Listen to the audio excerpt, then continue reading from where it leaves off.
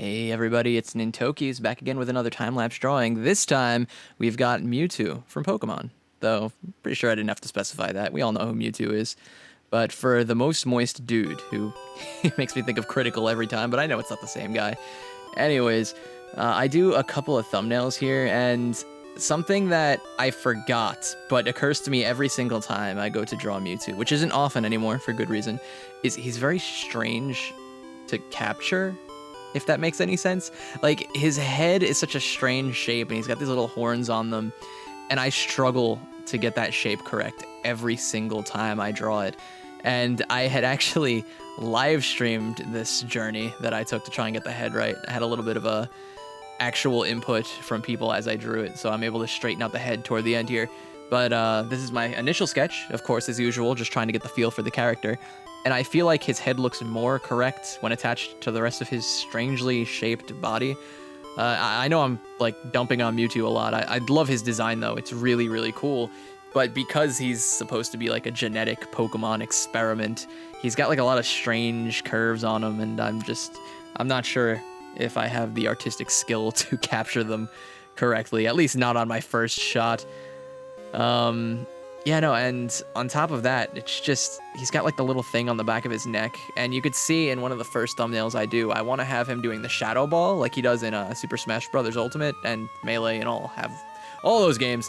And you could see I'm even using his Smash Ultimate render to reference here, and it just, something about it just doesn't look correct. I even ended up booting up my Switch midstream, doing Shadow Ball, and then drawing from reference from the game itself, which you'll see later on in this little sketch here. I realize like his whole back is facing you, and it's not necessarily the most informative pose to go from, at least not from the way I wanted to draw it.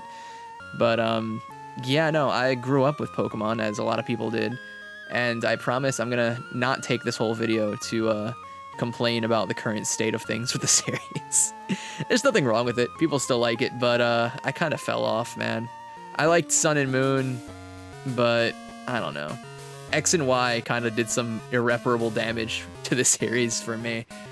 My favorite is Gen 5 though, but I have a lot of fond memories with the first couple of games, which kind of helped cement my status as a video game enthusiast. I always had my Game Boy on me when I was a kid, which is why I chose exclusively songs from the first two games. Well, two sets of games from Pokemon Gold and Silver and Red and Blue. One of them I pulled from Yellow because that was the version I had when I was a kid. I initially got Pokemon Blue because they didn't have Yellow in stock at the Toys R Us yet. But once they got Yellow in, they gave my mom a call. They had her number on, and then we went back there and swapped it out. And I still have that Game Boy on me to this day. I don't remember ever getting Mewtwo. I remember having him, so I must have gone through the process at some point. But the memories get a little foggy. They blend together. But I actually went and booted up my copies. It's the first time I've launched my Game Boy in a long time, just to see if I had them. I had to make sure, but the batteries on the cartridges are dead, which, you know, that's probably the case for all my games.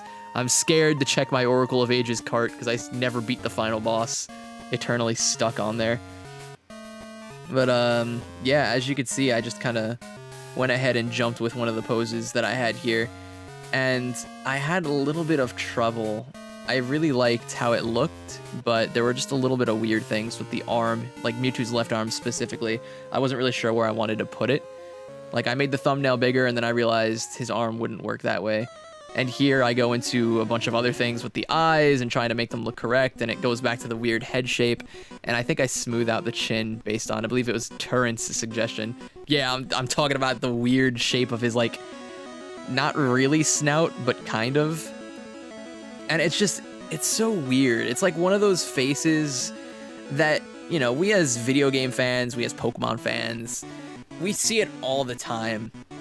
But then you go to dig into it to draw it, and it just, if you make even one small mistake, even if you can't see it, you can see that it just doesn't look right. And it's just, it's not really frustrating, it's just sort of weird. Like, I'll just sit there and complain for like an hour, like, I don't understand how his face works. There's even a lot of times where you can see me kind of trying to figure it out in 3D. I'm drawing like those contour lines around it, but yeah, I think I got close enough, question mark. And of course, I'm still delaying drawing the left arm. I don't know what took me so long. But this drawing did get done a little bit quicker than my other ones, as I have elected to not put any hatching or shading on it.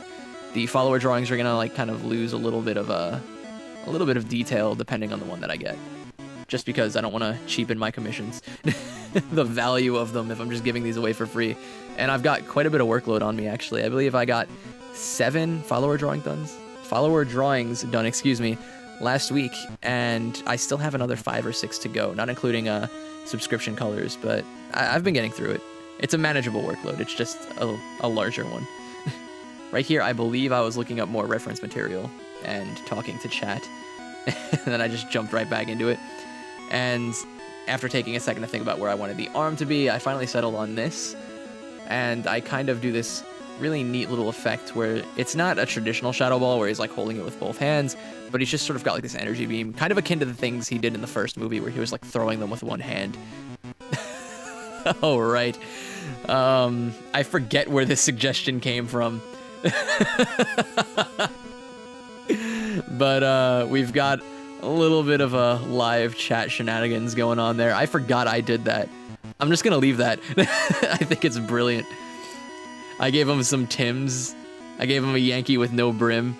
I promise you that doesn't stay in the final product, as you've probably seen before this video.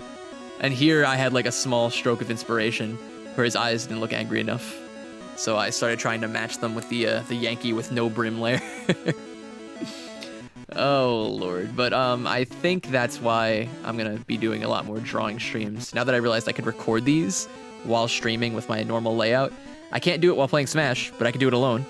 So please look forward to more art streams where I go through the not only the follower drawings and subscription colors, but my commission work as well. This way I could get a little bit more fun stuff done in between the drawings, keep myself a little bit more focused, keep you guys laughing, hopefully. Hopefully you're not watching a stream where a madman laughs at his own poor art jokes. And one thing I really liked doing in this drawing was the tail as well. You can see I kind of connected it around the back there, and it's just kind of helps to add a little bit of a dynamic feel to the drawing with all the extra curves, but I think that's just more a product of Mewtwo's design and not my own genius art skill, quote unquote. And I wasn't 100% sure what to do with this. I was almost tempted with the Shadow Ball to make it with a different brush, but I did want to keep things strictly line art and kind of stretch what I could do with that. And I've been doing this a little bit more lately too, heavily inspired by a lot of anime clips where if there's energy or light heavily surrounding an object, you kind of like thin the line work a lot. Almost like thinning shears to hair, where you just kind of cut it up into like little tiny slivers, but it's still very visible. And then I do the heavier line work for the Shadow Ball to kind of emphasize it. I also wanted to avoid just drawing a circle for the Shadow Ball, and I'll let you all be the judge of whether or not I succeeded in that endeavor.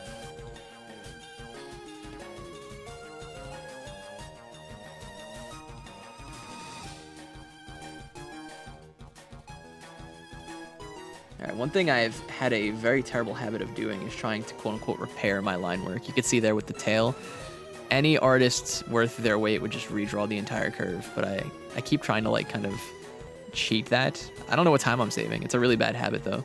I don't recommend it. It makes your line work look a little bit more choppy. People could see through that. But yeah, there it is. Thank you so much for the follow, the most moist dude, and I'm sorry it took this long. I've had this video on the back burner for a while, but it just sort of got swept under the rug with all the other drawings I had to do. But I had no choice after Sora was done. I had to dive into this. But where would I be without my Patreon supporters? Deanna, Tiana, Elena, and Draconic Overlord. Thank you guys so much for your support. If you guys want more information about that, early access to all my content and full resolution versions of my doodles. The ones that land on Twitter are like half res. Put it as your desktop background. I don't know. But thank you for watching. Comment if you liked it. Like the video if you liked it. I don't care. It's all up to you. And I'll see you guys around for the next one.